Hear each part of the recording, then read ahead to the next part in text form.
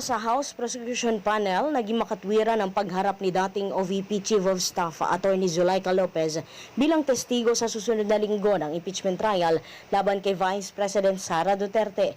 Ito'y matapos ipresenta ng depensa ang ilang video clips kung saan tampok si Lopez. Ayon kay House Impeachment Manager at spokesperson Robert A. Barbers, pinagtibay ng prosekusyon ang desisyong ipatawag si Lopez dahil sa naging hakbang mismo ng kampo ng depensa. Paliwanag ni Barbers, maging ang ilang senator judges at prosecution ay nagtaka sa kalagahan ng mga ipinakitang video ng defense team.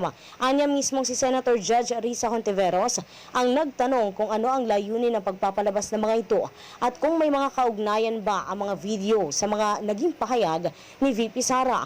Dahil dito, inaasahan ng House Prosecution Panel na magiging mahalagang bahagi ng paglilitis ang testimonya ni Lopez at posibleng maging mainit ang pagtatanong sa kanya sa oras na humarap siya sa witness stand sa susunod na linggo dahil posibleng ito ang nag-udyok sa Vice Presidente para magbitaw ng hindi akmang mga pahayag sa social media. Pakinggan muna natin ang pahayag ni Barbers. Yan ang napakahalaga na development sa ngayon. No? It helped the prosecution panel justify why we needed the testimony or why we needed Attorney Zulaika Lopez as the witness for the prosecution. So yan po ang magandang nangyari ngayong araw. At yan nagtinig ni House Impeachment Manager at spokesperson Robert A. Barbers.